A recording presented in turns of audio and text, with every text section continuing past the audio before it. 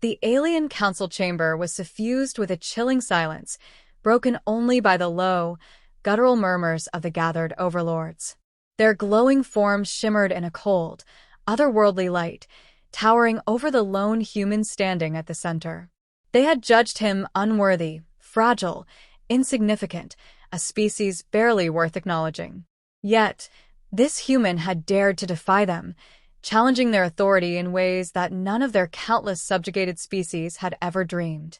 "You will be exiled," one of them declared, its voice a metallic rasp that reverberated through the chamber. "To the world of Kavoris. A death sentence fit for your kind, Kavoris." The name alone evoked fear. The planet was legendary in its hostility, a place where even the most resilient species met their end.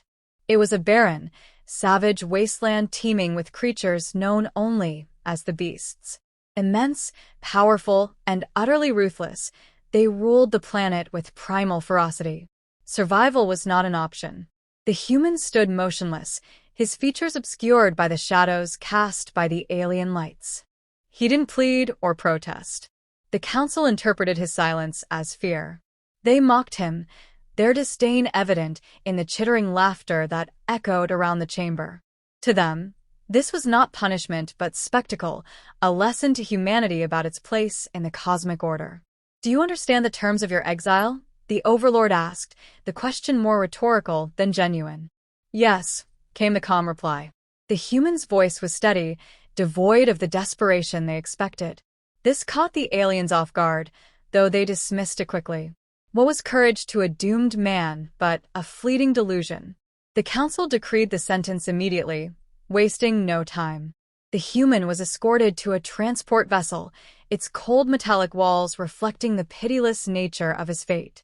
He carried only a small survival pack, issued more as a cruel gesture of false hope than genuine assistance. The aliens believed he would barely last a day on Kavoris. As the vessel descended through the thick, storm-filled atmosphere of the planet, the human took stock of his situation. His hands tightened around the pack straps as he mentally reviewed what little he knew about the world he was about to be thrust into. He'd studied its environmental data during the brief hours allowed before his trial. Poisonous air, extreme temperatures, and terrain so unstable it could swallow you whole. The beasts were the least of its dangers, and yet the most terrifying. The vessel came to a jarring halt, its landing gears sinking into the jagged, alien ground. The hatch hissed open, and an unbreathable wind howled inside. The human stepped out, his boots crunching against the crystalline soil. Behind him, the hatch slammed shut, and the ship ascended, leaving him alone on the desolate surface.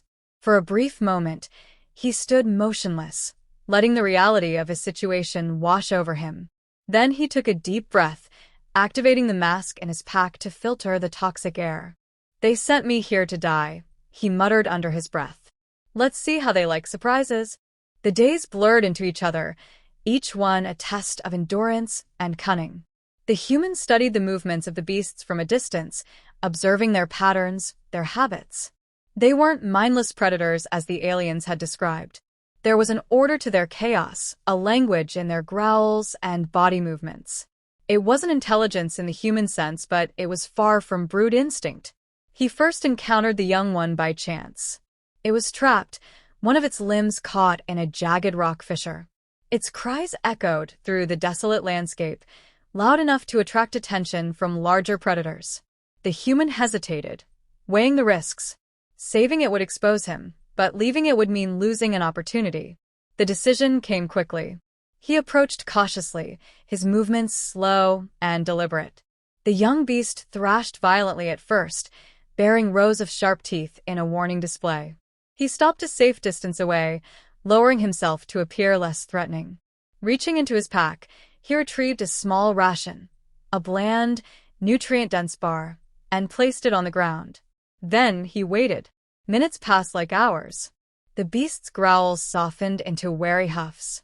It sniffed the air, catching the unfamiliar scent of the food. Hunger overpowered fear, and it stretched its neck to snap up the offering. The human moved closer, keeping his hands visible.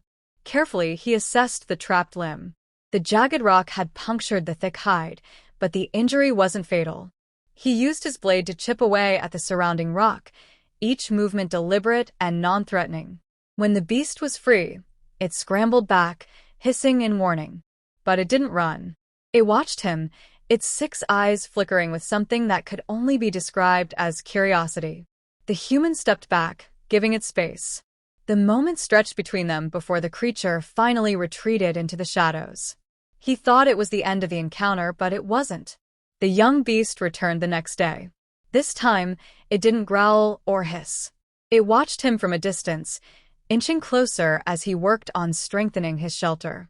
He tossed another ration its way, and it devoured it eagerly. Over time, a tentative bond formed. The young beast began following him, observing his every move. It wasn't trust, not yet, but it was a start. The human used every opportunity to interact, mimicking the sounds and gestures he had seen the larger beasts use. Slowly, the young one responded, its huffs and growls softening into what he could only interpret as acceptance. The breakthrough came when they hunted together. He'd been tracking a smaller creature, one that moved too quickly for him to catch alone. The beast watched, then joined the pursuit, cutting off the creature's escape with a calculated lunge. Together, they brought it down. The human realized then that this wasn't just survival. It was partnership. The aliens had underestimated him. More importantly, they had underestimated humanity's greatest strength, the ability to connect, to adapt, to turn even an enemy into an ally.